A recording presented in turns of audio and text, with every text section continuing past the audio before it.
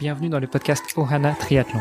Je suis Hermano et avec Olivier de Scooter, chaque jour de la semaine, en quelques minutes, nous vous expliquons comment débuter, progresser et enfin performer dans le triple effort. Aidez-nous à faire grandir la communauté en partageant ce podcast au plus grand nombre et en laissant une revue et une note sur Apple Podcast. Ça nous aide vraiment à progresser et à monter dans les classements. Allez, assez parlé, place à notre épisode du jour.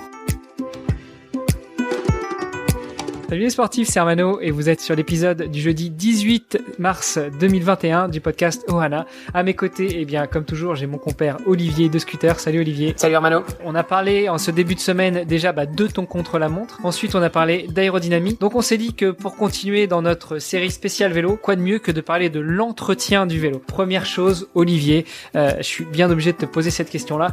Comment est-ce que tu entretiens ton vélo, toi, de ton côté ? En guise de petit disclaimer avant de rentrer dans le sujet, je ne suis pas un grand mécano. Donc moi, l'entretien de mon vélo, c'est vrai que ça reste assez sommaire. Je suis pas un grand bricoleur, plutôt un patient de nature. Donc une fois que je trouve pas, ça fonctionne pas, ça m'énerve. Et donc c'est vrai que j'ai tendance à faire le minimum, on va dire. Et puis après, j'apporte mon vélo chez un ami mécano qui s'en occupe beaucoup mieux que moi. Moi, je pense qu'il est déjà bon de savoir un petit peu quelle est la fréquence d'utilisation du vélo. Toi, de ton côté, je sais que là, tu es en train de préparer la Race Across Belgium, donc une petite course, pas très longue, environ 1050 km, qui aura lieu au mois de mai. Donc forcément, tu dois être tenté d'utiliser ton vélo de manière plutôt régulière. Effectivement, et bon, c'est vrai que ça commence à devenir un sujet un petit peu sérieux, parce qu'il va falloir que je me forme aussi à certaines procédures de premier secours, on va dire. Le premier secours pour ton vélo ? Exactement. Est-ce que au moins tu lui as donné un petit nom à ton vélo ? Non, il n'a pas de nom, non. Faudra peut-être y penser, lui donner un petit nom comme ça, s'il faut lui faire un petit massage cardiaque ou lui changer les pneus ou des trucs comme ça peut aider, non ? On sait jamais, sur le coup de 4h du mat, quand on commence à avoir des hallucinations, ça peut arriver. Toi, tu l'utilises vraiment au long cours, de manière très régulière ? Oui, je sais faire l'entretien de base d'un vélo. Il y a quelques petites choses, on va dire, peut-être un petit peu plus techniques que je vais devoir aussi apprendre, en tout cas m'entraîner, pour être sûr de pouvoir faire ça correctement et puis aussi surtout d'anticiper l'outillage. Pouvoir anticiper, pouvoir bichonner ton vélo de manière à ce que il ne soit pas victime de petits bobos pendant la course et que tu puisses réparer au mieux. Alors justement, pour pouvoir réparer au mieux, c'est là que le mot entretien prend tout son sens, parce que déjà par rapport à la fréquence d'utilisation de son vélo, moi je proposerais un entretien qui soit plutôt calqué sur la fréquence d'utilisation du vélo, à savoir un petit entretien de base qui soit un petit peu au-delà du dépoussiérage quand on l'utilise quotidiennement. Donc là, ça va être un entretien quotidien. Si on l'utilise plutôt une ou deux fois par semaine, allez, on va se placer un entretien un petit peu plus gros une fois par semaine. Si on l'utilise de manière un peu moins régulière, on va dire quelques fois par mois, là on fera plutôt un entretien au mois. Malgré tout, moi je reste un fervent défenseur de l'entretien minimum après chaque sortie, et cet entretien minimum pour moi, ça va être au moins de le passer sous le jet d'eau. Oui, même si dans nos contrées du Nord, il fait pas toujours beau, même si parfois il pleut, et encore plus s'il pleut, si on prend pas mal d'impuretés sur la route, moi je recommanderais quand même un nettoyage quotidien. Alors toi, Olivier, qui est en appartement, quel est ton truc pour faire un entretien, un passage au jet d'eau quotidien ? Est-ce que tu descends de l'appartement avec ta bouteille d'eau et puis que tu lui fais prendre une douche à la bouteille d'eau, ou est-ce que tu as un petit tuyau d'arrosage à portée de main ? Justement, pour moi, effectivement, c'est plus compliqué. J'ai pas de tuyau d'arrosage. Je le bichonne peut-être un petit peu moins que toi. S'il est vraiment sale, oui, je prends un seau d'eau, je descends et je fais ça en extérieur. Mais sinon, c'est vrai que je vais pas forcément le nettoyer systématiquement à chaque sortie. Je le fais dès que j'ai roulé dans la pluie, ou que il y a une accumulation en tout cas de petites impuretés, de petites saletés, etc. Parce que ça potentiellement ça va endommager la chaîne, ça va endommager ma cassette, mon changement de vitesse, mon derrière, etc. Donc ça c'est quelque chose que je fais maintenant de manière un petit peu plus régulière. Je pense que ce qui est vraiment important, c'est la chaîne. Ce sur quoi je m'attarde le plus souvent, m'assurer qu'elle soit bien lubrifiée, qu'elle soit propre. évidemment d'abord, et puis qu'elle soit bien lubrifiée. Donc moi en général je fais surtout un petit check avant la sortie. Donc ça commence par la pression des pneus, l'éclairage aussi potentiellement si je sors de nuit, m'assurer que j'ai de la batterie aussi que ce soit au niveau du changement de vitesse ou au niveau des pédales pour le capteur de puissance. Si on est sur l'électronique, moi je prends plutôt 1 ou 2 minutes avant de sortir. Et après, c'est vraiment en cas de mauvais temps, on va dire. Alors moi, si tu veux, j'ai un petit tuyau pour toi. Si t'es en appartement, ça faisait râler mon épouse. Je lui faisais régulièrement prendre des petites douches. Je le montais dans l'appartement et puis je le rinçais à la douche en fait. L'avantage de le rincer à la douche, c'est que le jet d'eau est pas très fort, donc il est beaucoup moins fort qu'un Karcher, donc tu en prends quand même soin. Et puis mine de rien, ce petit jet d'eau permet de nettoyer déjà toutes les impuretés. Ouais, mais moi je tiens à ma vie, moi. Bon, chères auditrices, chers auditeurs, laissez-nous peut-être en commentaire vos astuces pour pouvoir laver le vélo. Bon, on a donc parlé un petit peu de cet entretien de base, que ce soit avant la sortie, mettre un petit coup sur les freins, vérifier que ça freine bien, mettre un petit coup sur les changements de vitesse pour s'assurer, si c'est du changement de vitesse mécanique, que les câbles sont bien tendus, si c'est un changement de vitesse électronique, qu'il y a de la batterie, et puis vérifier les pneus. Je pense que là, avant de partir, on est déjà pas trop mal. Je serais tenté de vérifier qu'il n'y a pas de jeu dans la selle, mais bon, en général, la selle ne se dessert pas toute seule non plus.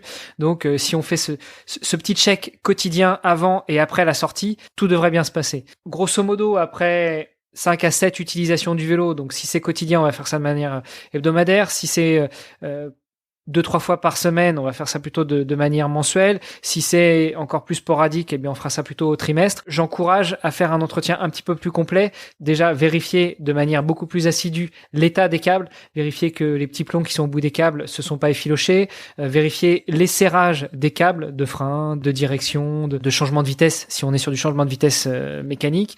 De vérifier aussi le serrage de la potence, le serrage du cintre, et puis un truc qui peut paraître bête, mais qui des fois fait des ravages, le serrage du prolongateur, parce qu'un prolongateur mal serré, il suffit de prendre un petit nid de poule sur la route ou même une bouche d'égout et puis ça finit toujours très mal. Est-ce que toi, tu voyais d'autres entretiens à faire de manière un peu plus étalée, mais à la limite entre l'entretien de base et l'entretien plus évolué? De mon côté, je pense que c'est des entretiens qui se feraient de manière peut-être plutôt mensuelle, en tout cas après quelques semaines. Bon, encore une fois, ça dépend évidemment du volume parcouru par chacun.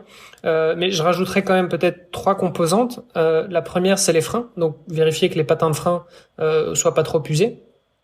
Bon, pareil pour le frein à disque, évidemment.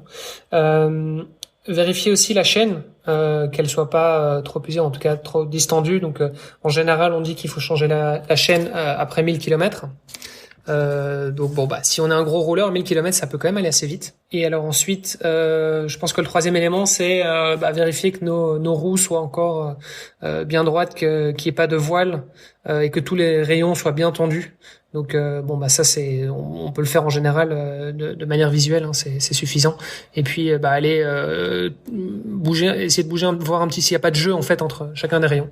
Donc voilà, moi c'est ce que je fais, on va dire de manière peut-être, je dis mensuelle. Après il n'y a pas de, je suis pas strict à ce niveau-là, mais voilà, c'est quelque chose que je fais en tout cas toutes les X semaines, plus ou moins, sachant que après ça il y a encore pour moi un entretien qui se fait de manière peut-être semestriel, on va dire. Je pense que j'amène mon vélo 2 ou 3 fois par an chez le mécano pour soit réparer évidemment des petites casses ou autres, ou alors juste pour faire un entretien un petit peu général, quoi, qui dans ce cas-là est plus approfondi évidemment. Parlons-en de cet entretien général qui est donc plus mensuel, voire trimestriel si on n'utilise pas énormément son vélo.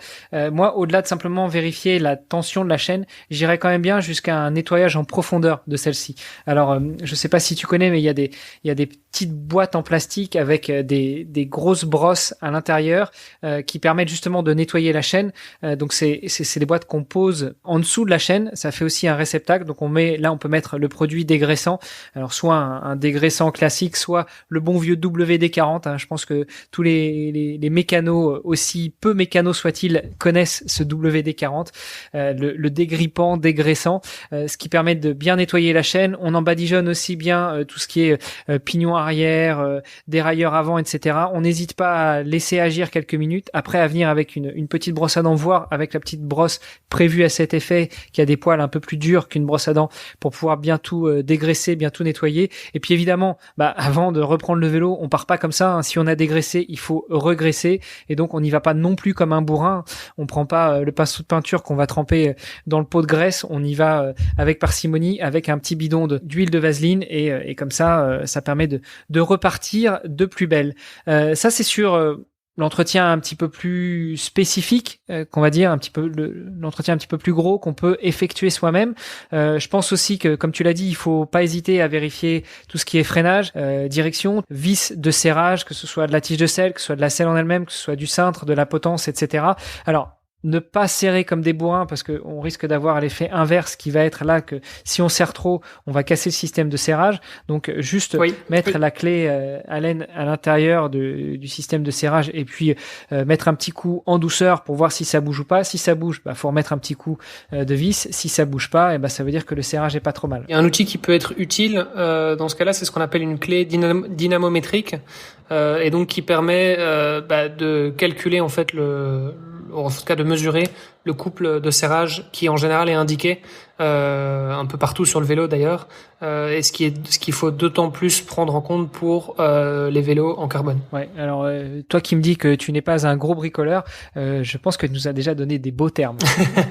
Ok, donc là on a fait notre entretien quotidien avant, après avoir fait notre sortie. On a fait notre entretien bi-hebdomadaire, voire mensuel ou trimestriel, qui était un petit peu plus poussé. Évidemment, on passe par la case nettoyage rapide après une sortie, mais aussi nettoyage plus conséquent après plusieurs semaines d'utilisation. Alors, s'il vous plaît, faites-moi plaisir. Pour ce qui est du nettoyage plus conséquent, vous bannissez le Karcher. Le Karcher est véritablement à bannir, en tout cas sur toutes les pièces qui vont être sensibles.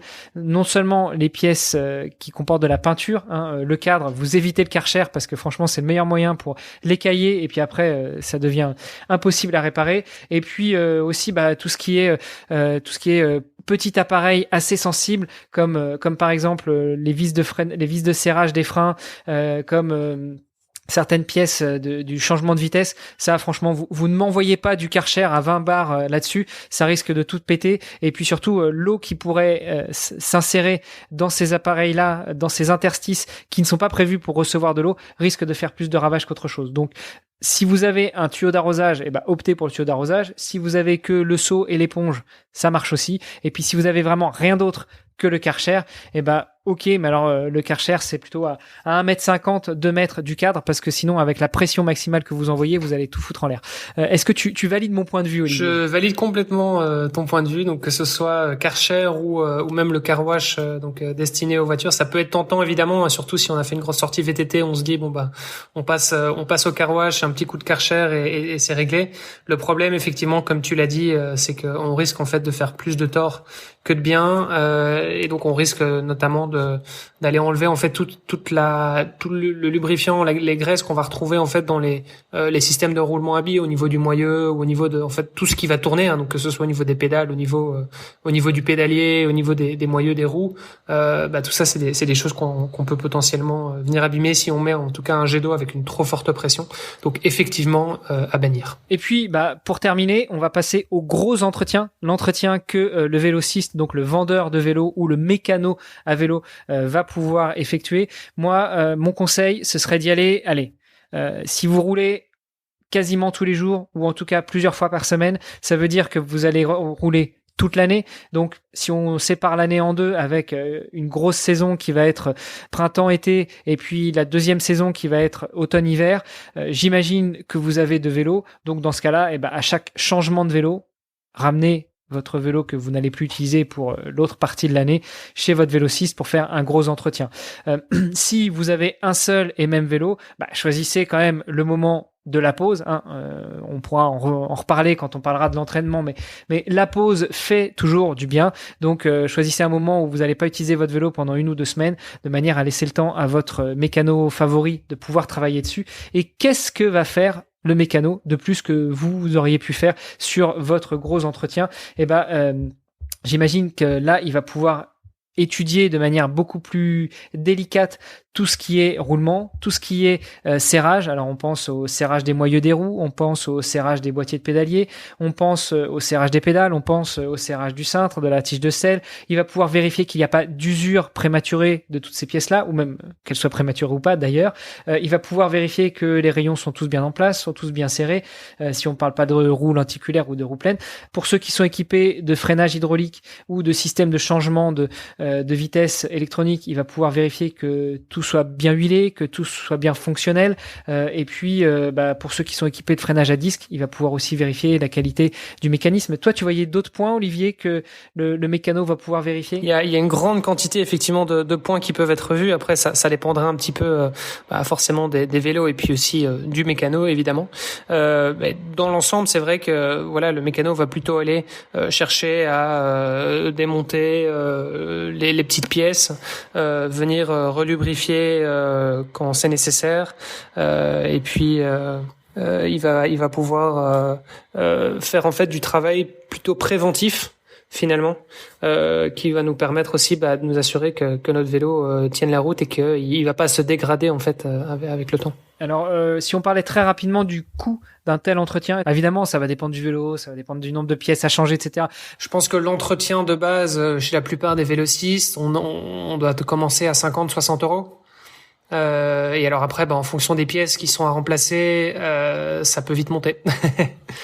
Et puis en fonction aussi du type de pièce, hein, sur un vélo alu ou sur un vélo carbone, on va pas avoir le même coût, on va pas avoir les mêmes vérifications, parce qu'on le sait, le carbone, dès qu'il est impacté, ça devient très dangereux. Donc il faut vraiment regarder le cadre de manière assez détaillée. Et tout ça m'amène justement sur la question de la responsabilité de l'entretien. Je vous rappelle que si vous faites l'entretien vous-même et que si vous avez une pièce qui pète, vous êtes responsable des dommages qui ont été causés à votre vélo, sur vous, ou même à d'autres personnes si vous chutez et vous entraînez quelqu'un.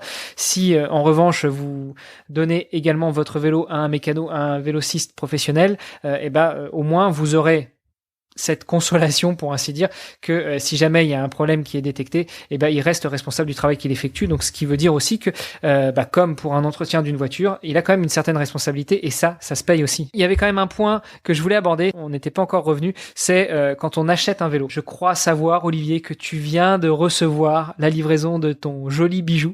Est-ce que, à ton avis, tu vas pouvoir monter dessus tout de suite et pouvoir l'utiliser, les traîner pendant des semaines et des semaines, ou est-ce qu'il va falloir faire une petite vérification dans les jours à venir? Je le monte moi-même, donc oui, je vais pouvoir l'utiliser rapidement. Je l'ai pas encore sorti là, il est derrière moi, il me tente évidemment à chaque fois que je passe à côté. Donc oui, je vais pouvoir l'utiliser tout de suite. Maintenant, il y aura des petits réglages à faire dans les jours à venir, ça c'est sûr. Que ce soit au niveau évidemment de l'étude posturale, hein, on y reviendra demain d'ailleurs, ce qui nous fera une belle transition. Donc voilà, que ce soit au niveau de la position ou même par la suite, au niveau de certains petits réglages, il faudra effectivement regarder ça de près sur un nouveau vélo. Pour ne pas dévoiler de nom, mais au début de ma carrière professionnelle, pendant que je faisais mes études, je travaillais chez un vendeur de vélos, et on avait pour coutume, non seulement pour le bien de nos clients, pour les fidéliser, mais aussi pour être certain qu'il n'y aurait pas de problème avec leur monture, on leur disait que quand on leur vendait un vélo, ils pouvaient repasser dans le mois qui suivait l'achat pour qu'on puisse effectuer les derniers réglages. Bon, je te parle d'un moment où tout était mécanique, hein. On n'avait pas encore les changements de vitesse électronique, on n'avait pas encore les freins à disque, enfin en tout cas c'était pas très développé, donc on s'amusait surtout à revérifier la tension des câbles, et puis souvent nos clients étaient bien contents de repasser chez nous après quelques semaines d'utilisation, parce qu'effectivement les câbles, quand ils sont neufs, ils sont bien montés, ils sont bien posés, mais à l'utilisation ils se détendent, et ça va de même pour tout ce qui est vis de serrage. Donc n'hésitez pas, lorsque vous venez d'acheter un vélo, si vous en avez la possibilité, de repasser chez votre mécano pour faire un petit service après-vente. Non, vous n'aurez pas l'air ridicule, et au contraire, ce sera très bon déjà pour entretenir la relation avec votre mécano, et puis aussi pour vous assurer que vous rouliez en toute sécurité. Exactement. Et donc, ça nous fait une belle transition du coup sur l'étude posturale, c'est ça? Effectivement, sur l'étude posturale que l'on abordera dès demain. Donc, Olivier, je te souhaite une bonne fin de journée. Et puis, je te dis rendez-vous demain pour aborder ce magnifique sujet qu'est l'étude posturale. Nickel. À demain. Bonne soirée. Salut. Vous avez apprécié cet épisode? Alors, taguez ohana_tri sur Instagram. Et si ce n'est pas déjà fait, laissez un commentaire sur Apple Podcast.